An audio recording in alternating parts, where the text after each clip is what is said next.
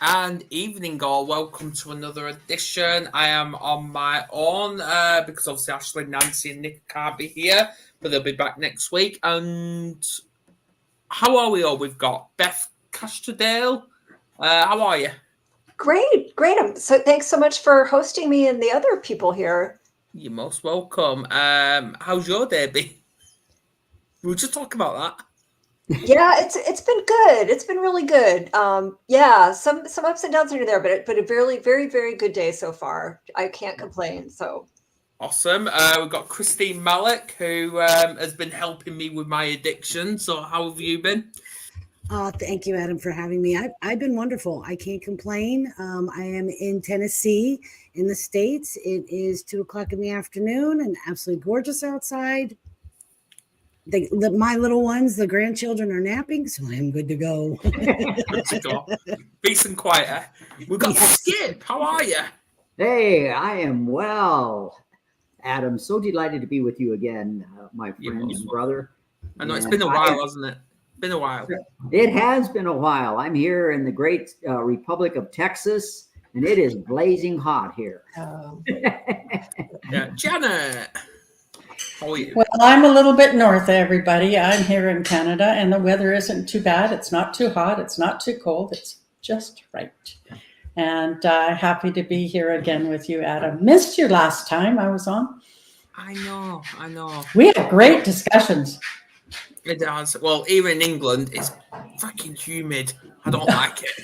It's humid. It's like humid weather. It's just, ugh. Yeah. So tonight, do I say it's a trigger warning? I'm unsure. The importance of creating our own story. It may trigger people. I don't know. But everyone who tunes in, please do share this and subscribe if possible. So let's kick off. Why is it important to create our own story? How about kick off with that? I think it's very important. Oh yeah, go ahead, please. Yeah, I wouldn't be where I am today if I hadn't envisioned something different from growing up. You know, from an early age, I envisioned something different, and more from the negative side, from the I don't want that, than I want that. And I think that's a difference too. As I aged, I changed that don't want to. What do I want, and how can I create it?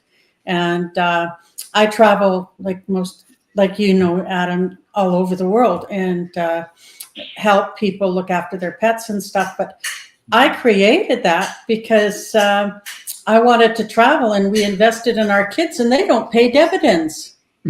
And people say to me, she said, boy, you're lucky. I'm not lucky. I created it because I knew where I wanted to go, and I found a way. And I think it's very important. Health-wise, too, I made that choice as well after my diagnosis with PTSD. I chose what I wanted out of life, not what the tagline or the, what was put upon me. And I can't even think of the word, which is a good thing, right? It's I knew what I wanted and what I didn't. Absolutely. Yeah. Who's next? I would just say, I'm a writer, so I come through this point of view of writing, creating your own world or stories through writing. And I think there's so many ways to do it. I mean, I write mostly fiction, but I think that there's ways that, through even, it doesn't have to be anything you want to share with the public. I feel like just sometimes getting your, writing your feelings and thoughts down, or even, just, writing to people that you're never going to send the message to. I mean, there's been some you guys are probably familiar with this, that there's been some studies that have been done that, writing about a difficult experience and how it's affected you can really help you feel better and less stressed about it. So I'll just put in a word for writing and kind of expressing your feelings about an experience or how you're feeling can really be powerful. So. Yeah, absolutely. I know for myself, so I come from a long line of trauma, abuse, and that's my story. And I never told my story till about 3 years ago, maybe 4 now. And once I did, it opened a whole world, just like you, Janet, a whole world of opportunity. I became a coach. I became an advocate. It helped Beth. Absolutely. I wrote down, I'm still in the middle of writing my memoir, of writing all those memories that I had that came flooding back once I told that story. And it became very liberating to say somebody actually believes me and can validate that I did go through all the things that I went through.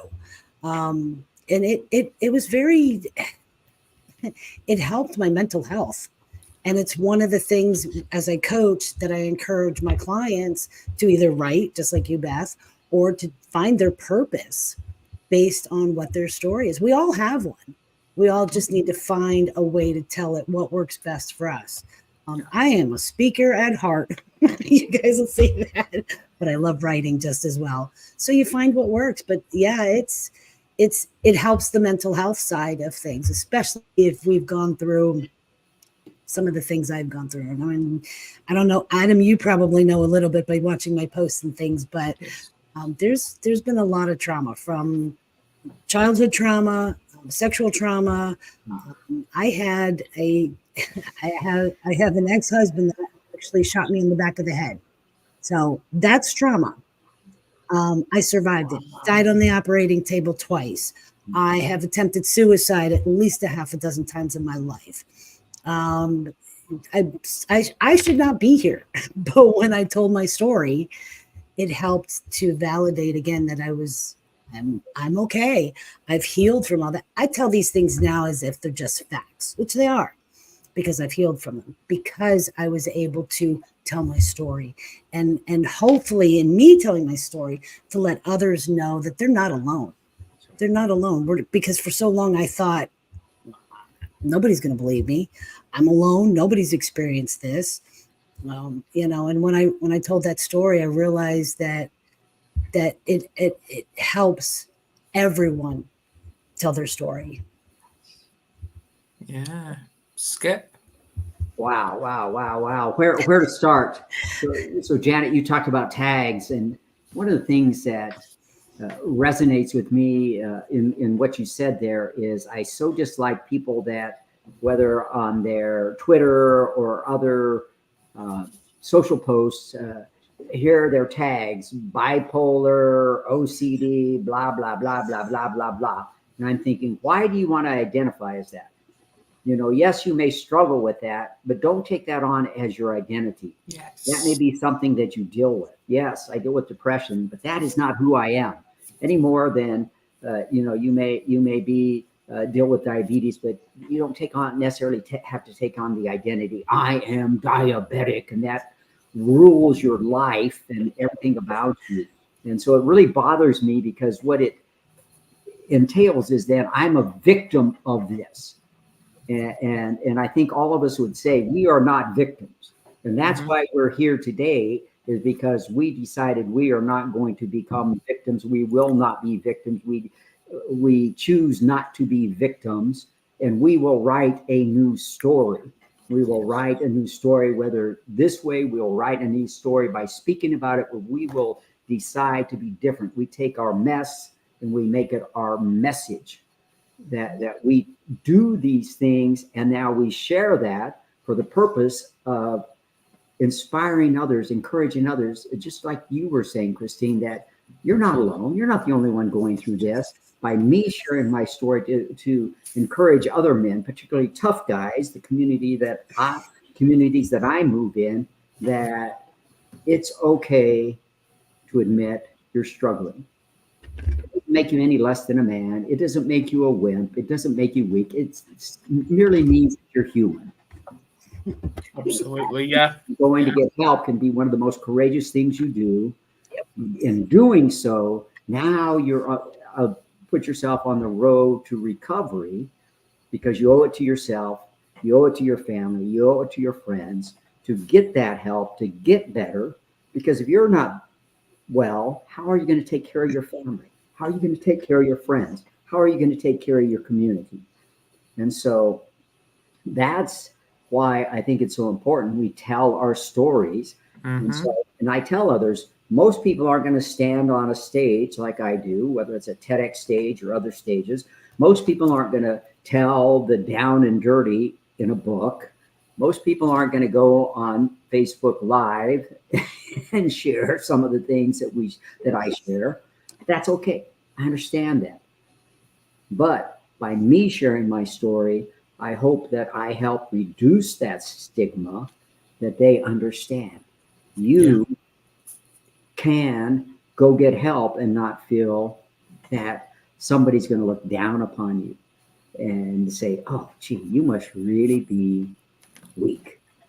Albeit there are still those that believe that. For the most part, most people aren't going to believe that and treat you that way. That's been my experience through this whole process. And that's what I see happening in our society. Absolutely. And that's what I want to pick up on is, because obviously the same was going through my head, is you don't let life live you, you live life.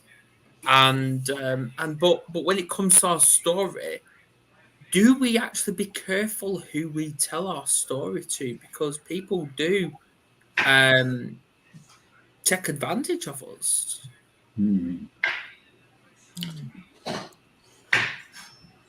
I'll start with that one. And I was thinking that, Beth, 100% write your story. And it's helped. Like I put out a book after in 2021 about my experience through COVID and gathered a bunch of authors because my experience with COVID was very different than what I was hearing. So I felt it was important that people understand that there can be growth through something that, can stop us dead in our tracks. And then where do we go from there, right? And there's hope in that. Christine, definitely share your story. I'm part of a group called The Power of Our Story, and it's for it's veterans, military, and first responders. And it has been one of the most healing things. I've been part of it for over four years now. I have there's a tribe that we've built that is 100% supportive. And so that comes down to the point about where do we share our stories. Yeah, we have to be careful where we're sharing our stories and how we share it. Like, why are we sharing it? Are we sharing it to help people, to let them know they're not alone? Or are we sharing it because we want somebody to feel sorry for us? And you know what, that's really important, because I don't want that. I want to show somebody, look I was there, but I'm not staying there, and I'm not there now. And we've got a book coming out right now, Wounds to Wisdom. And that's what we're all talking about. You're taking your wounds and sharing your wisdom on how you went through it, like you say, instead of staying stuck on that other side. And I think that's so important on your message on where do you want that to be? Which side of that fence do you want to be on? And we wouldn't be here. Thank you, Adam, for hosting this. But none of us would be here if we wanted to be on the far side, on the dark side of that. We want to be on the bright side and show people, hey, you know what? Life is great on this side, and you can keep going. You don't have to stay stuck there. Yeah. I see Skip right in there. I totally. I think there's so many great points, Janet, and I think I think speaking for myself with writing, I think sometimes when in the early stages, I think it's about getting it all down, and then you kind of find out in time how much you feel like, okay, this is something that I think others might benefit from, or something that I'll just keep it to myself because I just need to say it. But, hi, Dave. Hello, hi everybody. Sorry, I'm so late. I've had some interesting situations. I've just driven back from Manchester in England and got caught in loads of traffic, and I've just found somewhere to park up because I didn't want to let Adam down and you guys. So You're in Manchester. You're not far from me. Come this way. I was in Manchester, mate. Not anymore. I'm in You ain't far from me. Yeah, so my apologies to everyone. I have been listening, but I needed to pull over a safe place. So, yeah, I've enjoyed it. Awesome. Yeah. So what's your views on all this about Well, creating our own story? I mean, my story. I mean, everyone's got a story, Adam, guys. Mine, my personal story is one of basically um, being self-programmed to believe that I was worthless. You see what I mean? Yeah? So for me, it's been a journey to be the best version of myself. But at the moment, I'm very much into self-talk and the neuroscience behind self-talk. And I actually believe, like, negative self-talk, for instance, is a bit of an epidemic going on in the world with that, and a lot isn't really focused in on it. And lots of people are creating these very negative programs that become loops of behavior, and they're just stuck in these places. And my mission is to unloop people and get them to be kinder to themselves, and to be more aware of what they're saying to themselves, which will in turn hopefully help them become more positive and open open the future experience in a much better way. If that makes any sense. Yeah. Yeah, absolutely does. And this is to everyone. What's the difference between when it comes to sharing our story, for obviously for us to grow and to I won't say attention seeking. It's more to see which other people resonate with our story, so we can go for them to support, compared from men doing it, because I know men are restricted compared to females.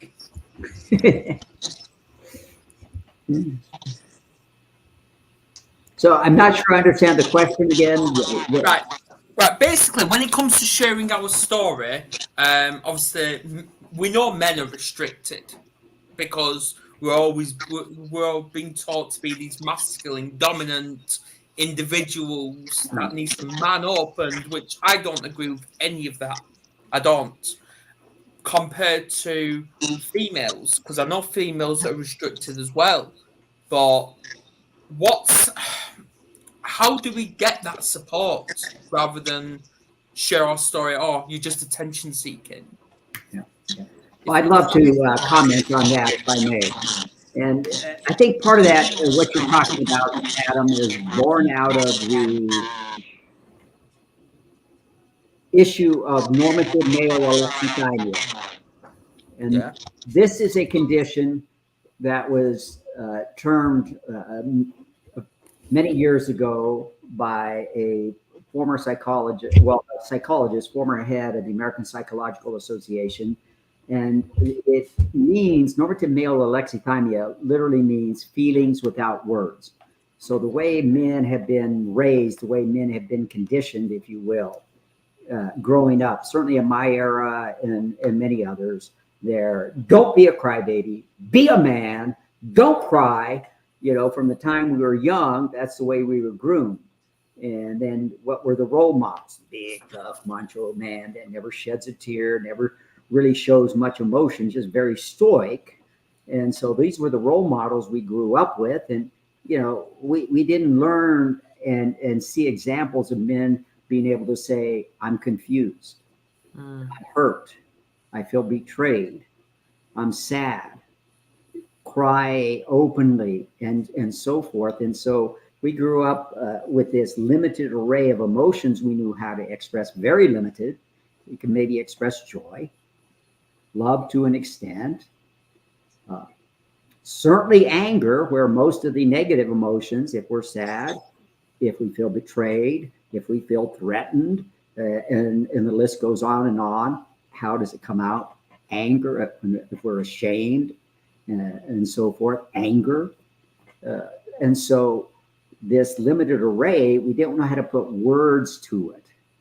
And so I think that's part of the problem when we're not raised in a culture and if we're not in touch with what we're feeling and can't put words to it.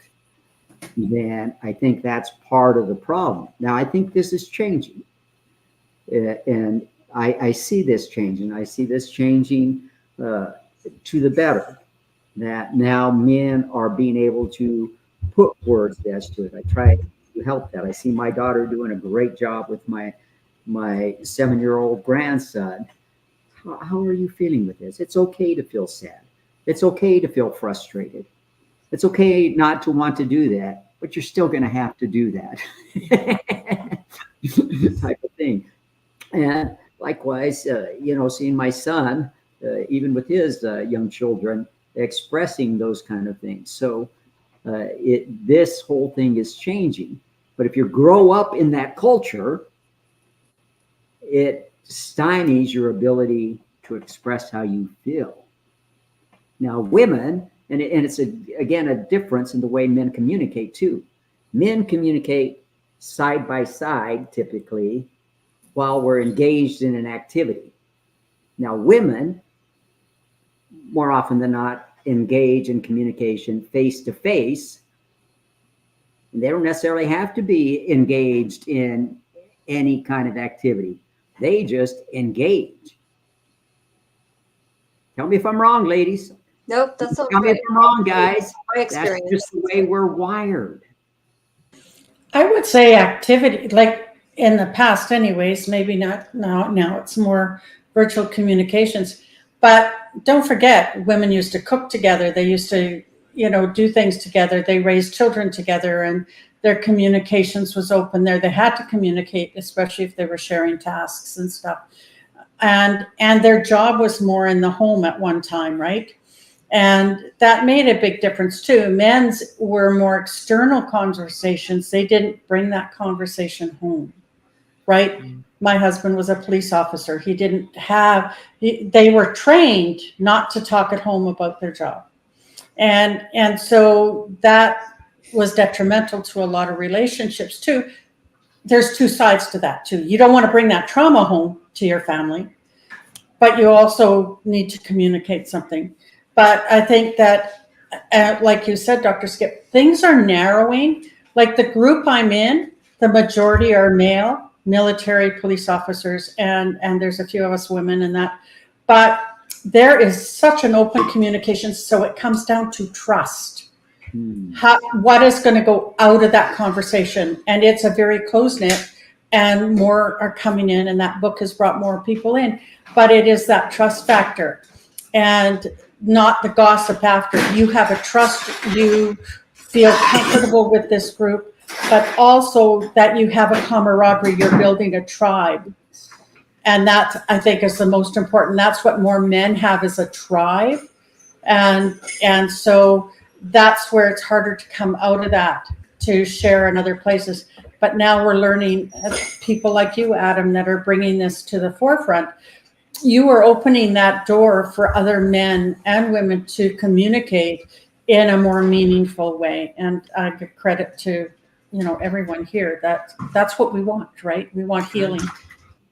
And Adam, I think you had asked in where we share our stories and how is it different for men and women. And Dr. Skip and Janet, you all hit on it. And Janet, you definitely hit on it when you said trust and building that relationship. In my world, so I don't share my story with anyone who has never experienced any type of abuse. Adam, we don't share our stories with anyone that has never experienced addiction, whether it be drugs or alcohol, because they're not going to understand what we experience. So we're not going to share our stories there, but we do share our stories, whether we go into AA, NA. I've been through all 12 steps. I'm also a recovering drug addict. I don't normally tell that. I won't share that with just anyone. When dealing with abuse and men of abuse, and that's specifically that, talk about a tribe, Janet. Okay. That's a very close knit one, probably very similar to your men of uniform in the military, because they're not going to be open to just sharing what they've experienced with just anyone. They're going to be in groups of just men that are just going through, whether it be physical abuse from a partner, psychological abuse. They're not going to be just posting on Facebook in their own, they're going to look for Facebook groups that are specifically for that, what they're experiencing. It takes a very long time for me to gain that trust. First of all, I'm a female. Okay. They're automatically thinking, how could you possibly help me? I'm a man experiencing abuse. My own family doesn't believe me. My own, friends don't believe me. Okay. I'm not going to just tell you everything, Christine, just because. I get it. I have to earn that trust. Yeah. For women, it really is this, in my world, it really is the same thing, because there's still such a stigma around abuse, because when we say abuse for women, we automatically think physical. So, it depends on, I don't think there's a frame for your question to fit into. I think it depends on the story. If I were strictly woo, or woo woo, would I be here talking about mental health? Probably not. No. If I were a medical doctor, maybe, but I would only be, talking about what I see in the field. Just my perspective. Yeah, I agree. Yeah, especially like when it came to addiction. Obviously, I was on a podcast earlier, and that was the first time I actually shared my journey live. First time. So, was it hard? Yeah. But I know it's going to get easier. Yep. I think that it's also confidence within yourself after a while. And again, seeing that it is going to be of service. And my background is policing as well. I was an emergency police dispatcher. So I fit in with that group, and because police officers are used to talking to their dispatchers and stuff. So, I know everything that they've gone through. They know a little. Most of them say, I could never do your job, but you know what? They could if they, did. But I mean, it's as you get used to, when you talk, Christine, about where you share your story, I share my story if it comes up in a conversation, and not so much my story, but in my writing. I'll talk about a book that I'm an author in or something. But if somebody asks me something, I'm just going to say, and most people, I'm not afraid to say, I was diagnosed with, PTSD. And that was in 2003. I'm not afraid to say that, because what I want people to know, everybody has trauma. Yes. And whether you put a label on it or not, there's trauma that can happen. Most likely, most traumas happen in childhood and just built on it on the way up. But the thing is to say, I was there, but I didn't want to stay there. And it took work. Nothing happens overnight. I'm 70 years old now, and I've been taking courses and training and speaking and writing, because I want to make a difference. Somebody made a difference in my life. I want to be that person to make a difference in somebody else's life, just like each one of us here. Not one of us here is here because we want to be famous. We want to be here so that we can make a difference maybe in one person's life. Just imagine the domino effect. And that's exactly, Janet, that's exactly what I was thinking when you were speaking just now, is that you said it earlier. We're here and we tell our stories because we want to be of service and be service to, yes, would I bring up in conversation little bits and pieces of my history? Absolutely. If I thought it could help that person. If it had right. I mean, if it was absolutely irrelevant in the conversation, I'm not going to bring it up, because it's not going to resonate. It's not going to fit their persona. It's not going to fit who they are. So we share what we need to, what we think will help that person that we're speaking with. Yeah. What do you think, Dave? Oh, hang on, mate. You're muted. Oops.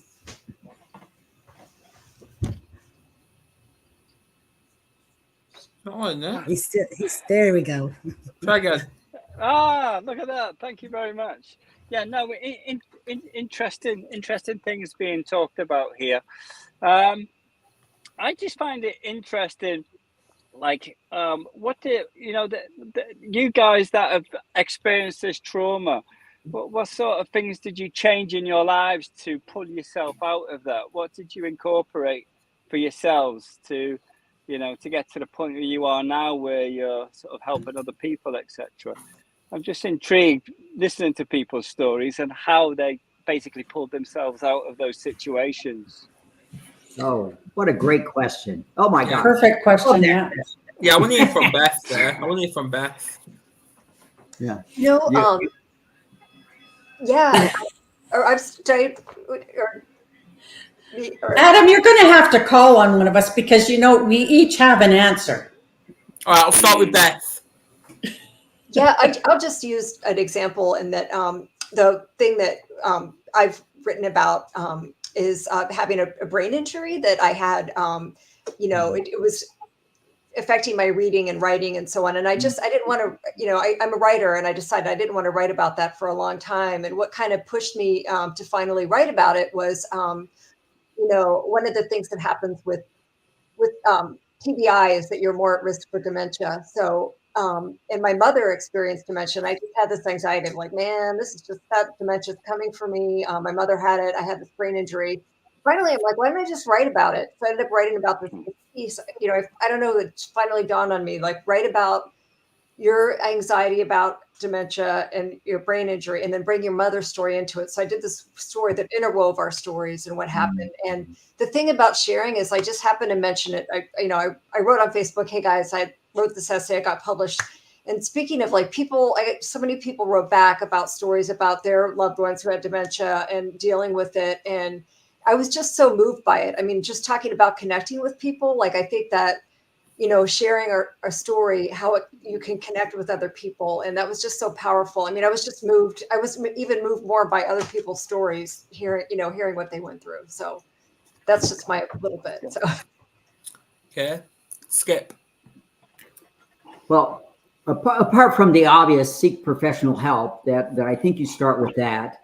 But I speak a lot about 4 Life boosters, and had the opportunity yesterday to speak to a local Rotary Club. And in addition to talking briefly about my own story related to depression, talked about the incorporation of 4 Life boosters that can be used to help you recover from mental illness, but also to help you protect you.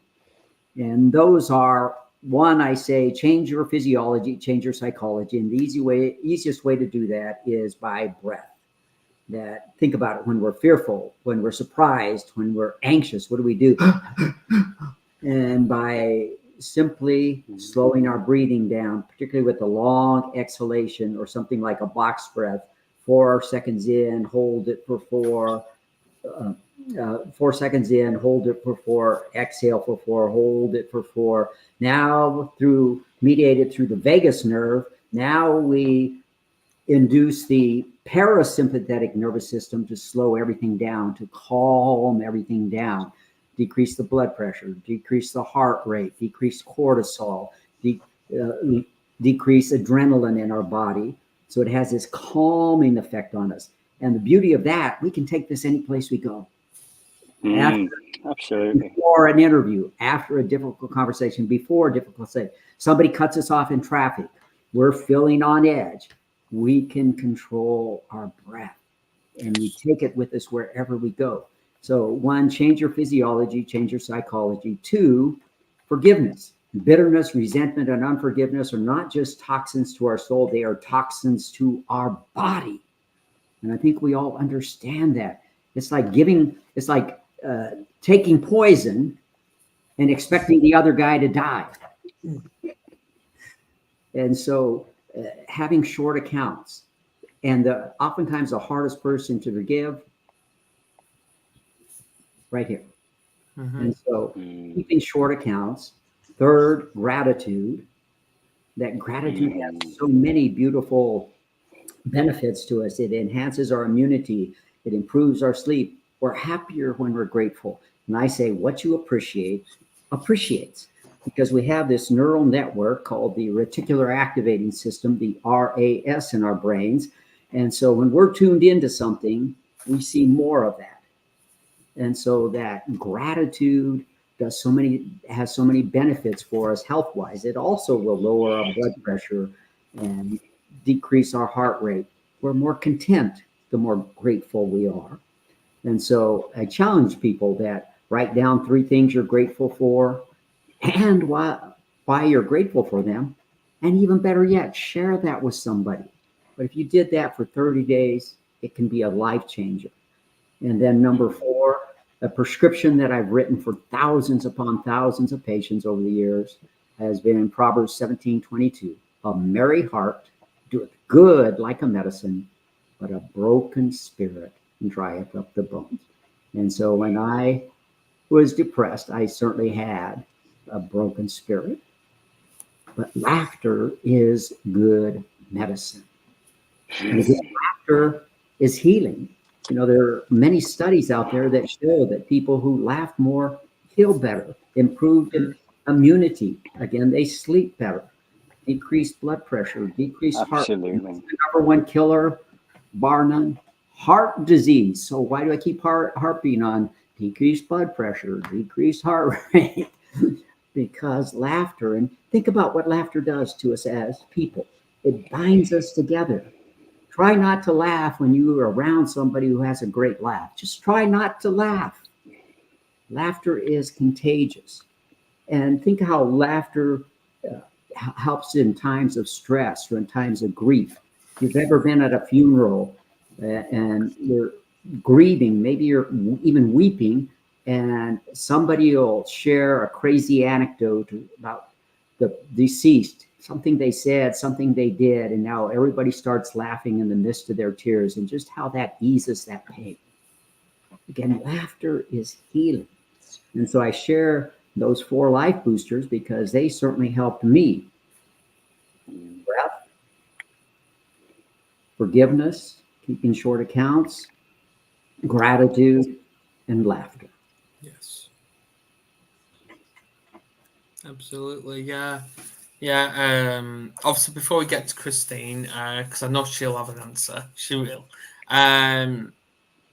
Yeah. Speaking of anger, it is. I've learned that anger is an emotional punishment we cause to ourselves because of other people's behavior.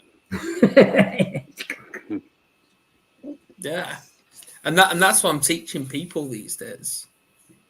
But when it comes to stress, I used to always think stress is a choice. But there's some stresses we can control, but there's other stresses that we can't. Right. But we have full control of our responses.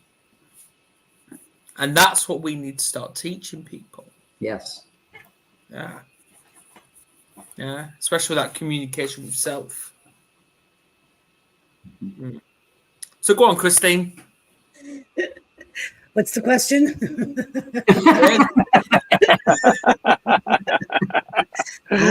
Y'all laughed, didn't you?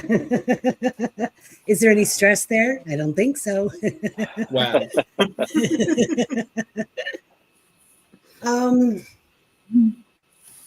You know, it's that saying, the only person you can control is yourself. There's, I think, with age and looking around the room, not that we're all old, okay, but we learn things as we get older. We learn that what used to stress us in our teens and 20s, that shit don't matter anymore when we get older. You know, there's really no reason for it. And I think if we stop and take a moment, maybe even take a step back and go, do I really need to be stressing over that? Do I really need to be angry over that? Can I change it? Is there a reason for it? Can I understand it? Whether it's from inside ourselves I mean, this is great advice, and I know I don't always take my own advice, but for the most part, if we can take that step back and look at what is it, and give it not a label, but a name. What is that feeling? What is that emotion that is actually causing the stress? I've had plenty of coaches that have told me, be with it, feel it, give it a name, put it in a box, put it up on the shelf, put it down, on the basement, where do you need to put that? And I've had others that have said, don't let it control you. Well, you know what? You got to find what works for you. If you know that a certain thing, person, place, or thing is causing you stress, figure it out. Talk to somebody. Say, okay, this is causing me stress. This is causing me frustration. This is causing me anger. What do I do about it? And get several opinions. Talk to somebody and say, hey, how do I fix this? I don't want to feel this way. I don't want to go back to the way I was. And Adam, being addicts, that's our kind of our go-to. If we don't want to deal with this, the easiest thing to do is to take a drink. Oh, I don't want to deal with it, or whatever the drug of choice would happen to be. That's the easy way out. Yes. But if we're going to learn to break those habits, then we got to find things that work. We have to find, okay, do I go outside? Do I take a walk? Do I do, as Dr. Skip had said, that number one, breath work is probably, excuse me, the most effective, easiest, quickest change that you can do. Anybody. I've already, my 3.5-year-old granddaughter, when I see that she's getting upset over something, I can say, take a breath. Take a breath to a 3-year-old. And immediately, she goes, it took her a while to understand how to breathe, to take that breath, but she did take a breath. And immediately you can see that she's not frustrated. She's not angry. Okay, now we can have a conversation and go, okay, what happened? Why are you frustrated? Now she can verbalize where that frustration is. It's no different for adults. We just tend to forget how to do that. And it's real easy to just take that moment, if you have to physically take a step backwards and then breathe, even if it's just one breath, it makes a huge difference. Huge. I think that's interesting what you're saying. When you were saying taking a step back, that's so important because it's being able to detach yourself from what's going on to some degree so that you can see it for what it truly is and be able to then, work with that way, taking a step back rather than being in it and exactly being in that loop, Yes. It's so important. Yes. Yes, to physically, whether it's a step aside, a step, 2 steps, a step backwards, to get that different perspective, you get the chemicals moving differently in your brain to be able to go, okay, what is frustrating me? What is the problem here? What's the issue? What can I fix? What can't I fix? What do I need to walk away from? Why is this a problem? Why is this not a problem? Whatever it happens to be. I always remember, sorry. It's okay. Go ahead. No, I was very intrigued with some of the great venerable yogis, from India and stuff. I was always interested in them and followed them, and they always talk about this awareness, Yes. awareness, and that's what it's all about, isn't it? Being able to learn to become more aware by taking a step back. You asked the question earlier, how did we overcome our traumas? How did we? You did, and that was the question on the table. And I think we realized that, and we can all agree that it's different for everyone. Yep. Beth had said that she wrote about it. She physically wrote about it. Okay, Dr. Skip, what worked for him is to narrow it down to 4 different things that work for him that he can teach that are very basic. No offense, please don't take any offense, Dr. Skip, but they are very basic. But do they work? they work, right? Absolutely. Okay. What I discovered in my healing from all the abuse that I went through and all the trauma that I went through, 7 steps. I mean, it really is quite simple. 7 steps to be able to go from a victim to a survivor. I call it a survivor. That's, but from a victim to a victor. 7 steps. But that's what works for me. That's what works for my clients. That works what works for the clients that I deal with. Does it work for you guys? Probably not. Adam, possibly, because it's based off of the 12-step system. But it wasn't anything that when I went through my healing, and we're talking years of healing. Okay, this did not happen overnight.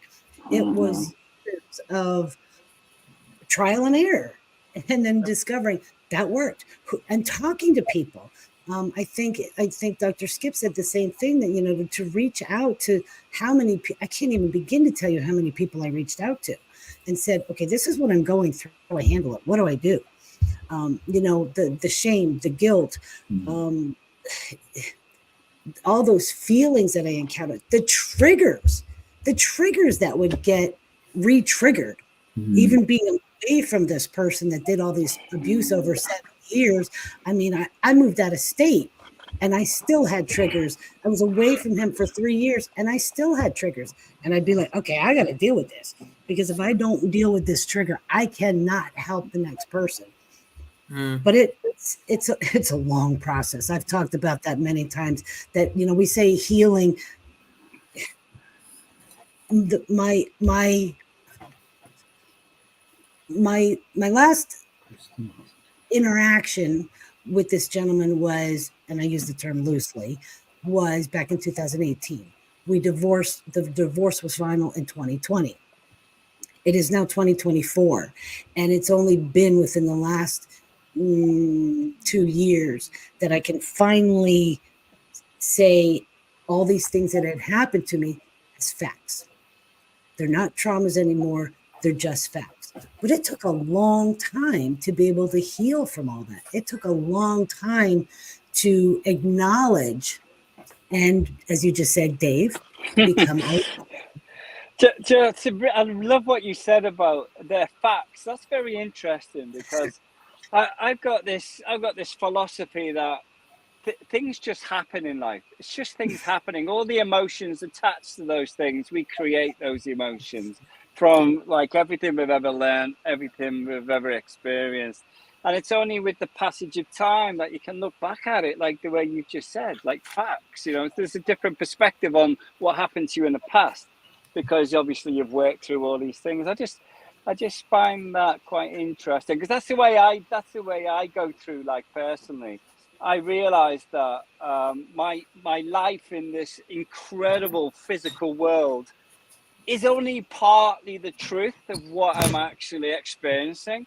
And it's, for me personally, this is how I get through life. It just makes it so much easier for me, because whatever's coming into my life, I know that what my perceptions of it isn't probably true, if you see what I mean. It's a bit of a weird one, but yeah. What do you think, Janet? I agree with everything. For myself, my health was the one that fell apart before anything else, and it took years of different diagnoses and muscle pain and fibromyalgia and that diagnosis. And it wasn't until I was in a bad car accident, which was the 4th one in 10 years, and I experienced a really bad night, and I knew I needed some help. And so I went to this one psychologist, and this is a warning. Please, please, please never work with someone you do not feel comfortable with. She was no help at all. I would not pay anybody to go to her. Fortunately, I kept looking, and I found a wonderful psychologist to work with. She gave me amazing tools. And what I thought was car accident trauma turned out to be career trauma from my job, from being the spouse of a police officer, from also taking some of those emergency calls, deaths of police officers I was close to and stuff that had all, built on one another. When I first started working in that field, I never ever thought that would occur. Like, right, I just answer the phone, I deal with the call, but something that, about the breath work, Dr. Skip and Christine, I used to hold my breath when I took a call because I didn't want to miss anything anybody was saying. I didn't even realize that till many years later. But if I got somebody that was panicking or upset or in crisis, I would say, okay, slow down and take a breath. And I was doing that in all those years. But going back to the psychologist, she gave me some amazing tools. I did. It was wonderful. I had a great doctor that said, because I was off work too, he said, go do something, Janet, that has nothing to do with your career. I took a voiceover course. But just things like that, the tools that we need to be given. But then my psychologist said, oh, you don't have to work with me anymore. And that's where the gap is. There was nothing after that to keep you moving forward. There is no in between. You're talking to a professional that's being paid to do this by whether you're medical field, whatever, and all of a sudden you're left alone. And it's like, now what? And that's when I started taking courses and realizing I needed to surround myself with certain people. But it's not just any one thing, Dave. Like I had psychologists, I had a massage therapist, I had chiropractor, I had all of these other people around me at my medical team plus my non-traditional team that helped me. And then it just grew through the courses I was taking on myself, like personal best seminars, and I trained with Jack Canfield and NLP and time therapy. It was all to heal me. But then it became that tool that I could share with somebody else. And writing and releasing, like I teach journaling, and I have people, write a release letter or a forgiveness letter. And like you say, it's a lot of times yourself you have to forgive. And then I have them, if it's a safe place, to burn it. In a classroom setting, I stand at the back of the room. They have to rip it all up and leave the room. It's like breaking that state. You need to continue. And triggers happen. I don't care what you say on how long you've been doing, really well. And it just takes something just have that team around you and those friends around you that can talk you off the wall. You may not go into a full blown, but there's just something that puts you off. And so books, the best book that I read when I was first diagnosed was The Magic of Thinking Big by David Schwartz. And I think he wrote that, I don't know, late 40s, early 50s. It's still publicized. But it's one of the stories in there. He was talking to a guy who wanted to be a manager. And the guy says, I'm too busy and my wife's pregnant. And all these stories about how he couldn't do it. And so the author says to him, okay, I've heard all of the reasons why you can't do it. Come back and see me in 2 weeks and tell me how you can. And so that's where my shift was too, how can I? And to think that. And so I think that's a big part. And everything's a choice. You can choose to be well or you can choose not to be well, because both have their benefits. I agree. I agree. And it's all about focusing on what we can do, not what we could do. While Janet was speaking, listen, if we were diagnosed with cancer, we're going to accept one mode of working with it, dealing with it, or would we, get many different opinions, medical and otherwise? We have to do that for our mental health as well.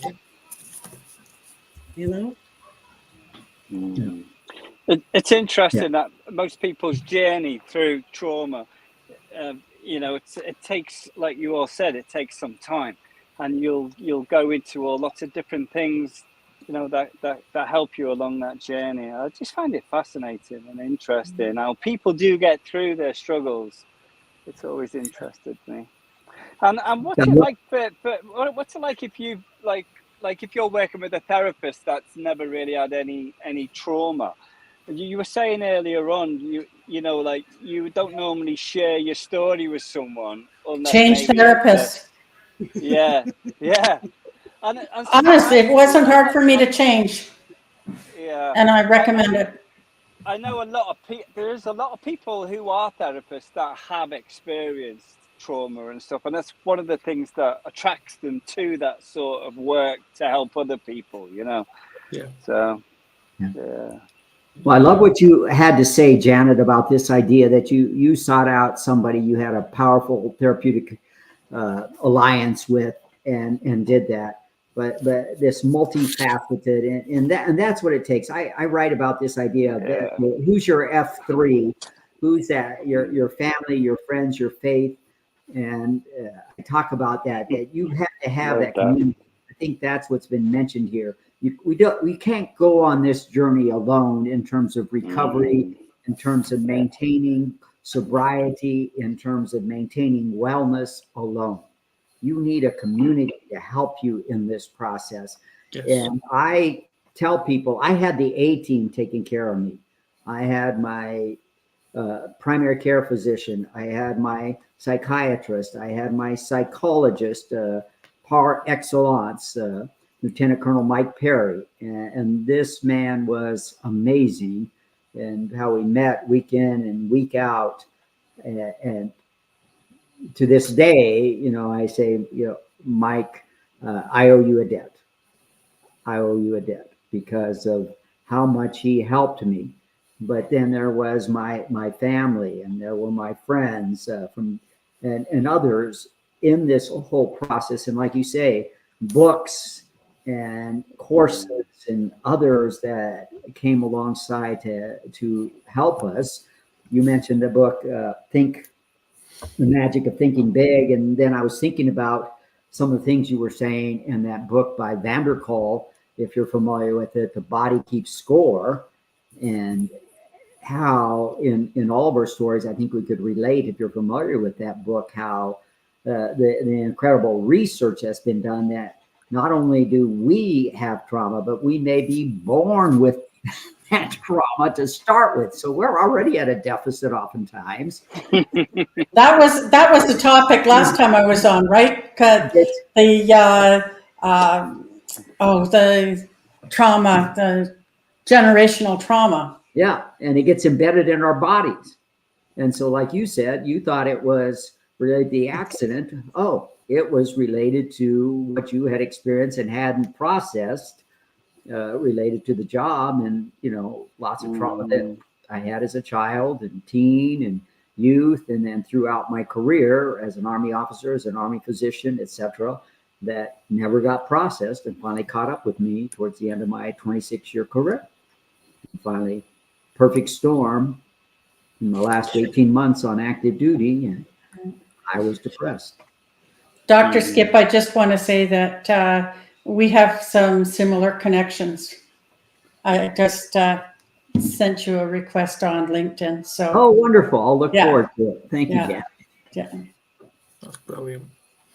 Yeah, well, I think we should wrap up. But yeah, it's brilliant having all of you on. It is. And we'll just continue expressing our stories the best way we can. Yes, indeed. Through awareness. Adam, I'm forever grateful for this platform. You are doing an amazing job, and every time I've come on, we've had such amazing discussions. I think thank you. You're absolutely. Thank you, Adam, and thank you, the rest of you, for for sharing your stories, sharing your lives, and doing the work that you do to help others. You too. Likewise. Likewise. I've learned a lot just being here. Well, you're welcome back anytime. Anytime. Rock and roll.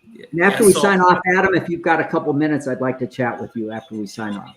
Absolutely. Yeah. Next week, we are going to be discussing recognizing relapses. And it's not just about addiction relapse, mental health relapse. We're going to be discussing that. So, Christine, if you want to hop on, you're more than welcome to. I think I will. Absolutely. Same time next week. All right. Yeah, I'd be happy, Adam, too, because it's. I think that's a really important subject. Anyone else want to join? Beth? Skip? Yes, sir. I think my schedule will allow me. I'll Actually, check. I'm going to be in Long Island next week. I would Actually, love I'm to. on a little bit of a vacation. So Enjoy your vacation. thank you. Thank you. The only vacation I get is when I'm actually asleep. I think you're delighted to, Adam. Right, well, I'm ending this stream now, and please share this, everyone. Right, great. Bye, everybody.